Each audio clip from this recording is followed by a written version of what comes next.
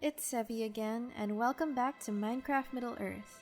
Today, we'll be touring another lesser-known region in Gondor called Belfalas. It wasn't shown at all in the films, so I hope you'll join me as we walk along Metharast, Minas and finally to Dol Amroth here on the MCME server.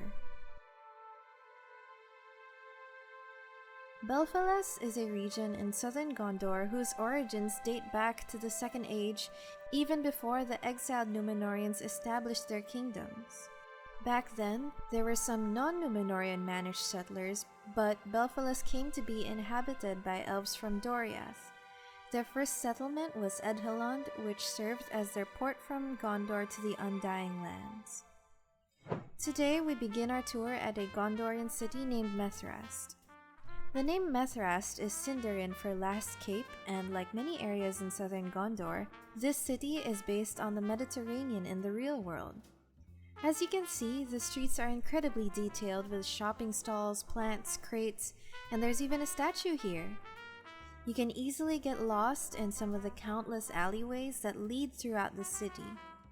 I definitely recommend exploring here on your own, as you can always find something new and more interesting things in the houses and streets of the city. A little outside one of the main gates lies a beautiful stone amphitheater that we often use for events on the server, such as Tolkien Music Night. Metharast was built throughout 2016 and was inspired by Byzantine and Sicilian architecture. The player, Brazenhelm, led the city alongside Thiz and Kjolsen. Although they initially planned for a palace and beachy islands to be part of the city, these were eventually removed by Finrod towards the end. However, Metharast was one of the first cities to experience armor stand editing, thanks to our head developer Ariel. The armor stands were later replaced to cut down on lag. What was included was a military base toward the lower parts of the city. This was so Metharast could act as a guardian to the Bay of Belfalas, where corsair ships could potentially breach. The many docks and piers at Metharast are also built for ship maintenance. Were you to visit this non-canon town in Middle-Earth, you would likely hear seals bailing in the distance as they sunbathe on the rocks and shores. On the road out of Metharast, you'll spot this signpost. So let's follow it to Minas.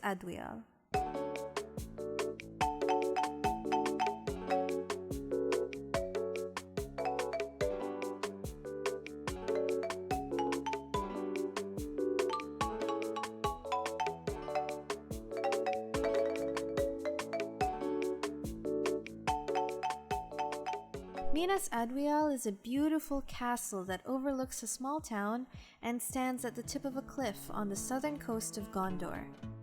It is a completely theoretical build, as Tolkien didn't describe this location in his books, but we created it to add more depth and immersion into our world. The name it was given means Tower of Twilight in Elvish, because the region was originally inhabited by elves before it came under Numenorean rule.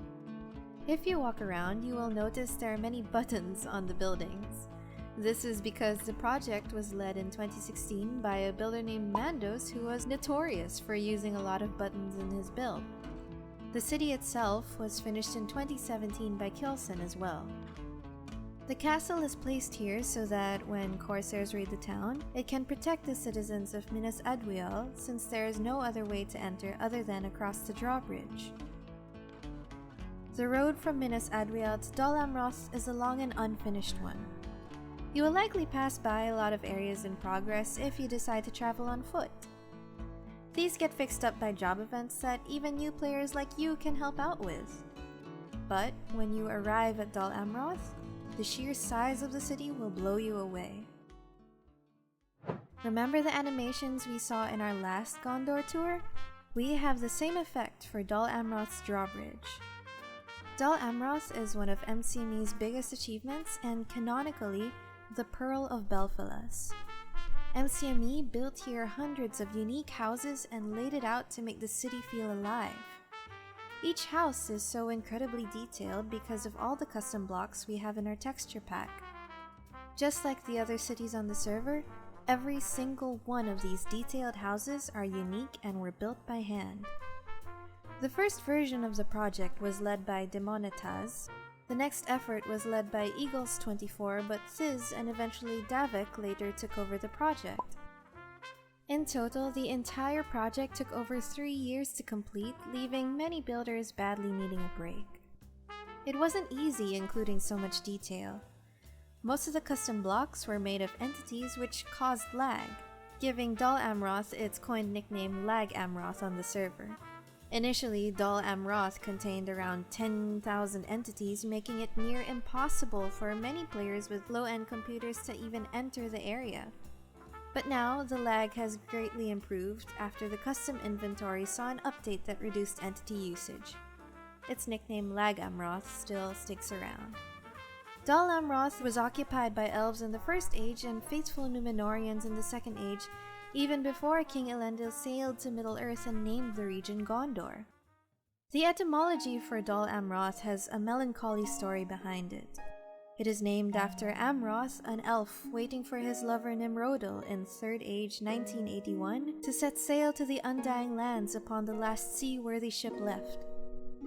Amroth convinced his elvish companions to wait, but Nimrodil never came.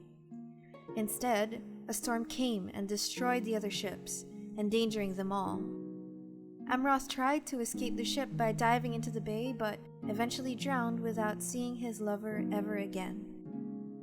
Dol Amroth carries the banner of the ship and silver swan, which they adopted from their past elvish inhabitants.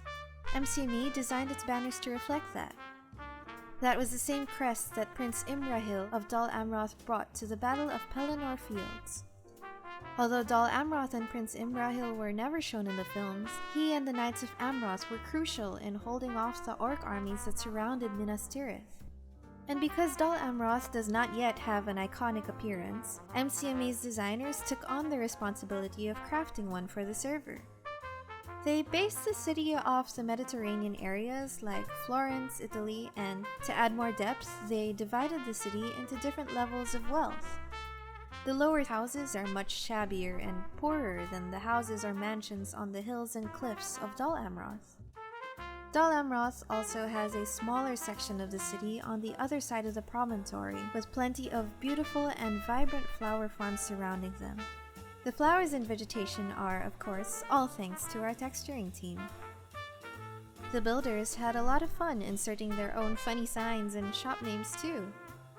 And yet, the entire city still shows us the amazing remnants of the mighty Numenorian Empire. Whenever new adventurers finish roaming Rohan and Eriador and ask to see the grand builds, we usually tell them to warp here. And I'll say the same to you. When you finally log on to MCME, be sure to take some time exploring Dol Amroth and the rest of Belfalas. So that's it, everyone. I hope you enjoyed the tour. If you want a grander view of Dol Amroth and Southern Gondor, check out our showcases linked in the description. Comment below where you want the next tour to be. Watch out for our future videos too, and we hope to see you on the server. Until next time!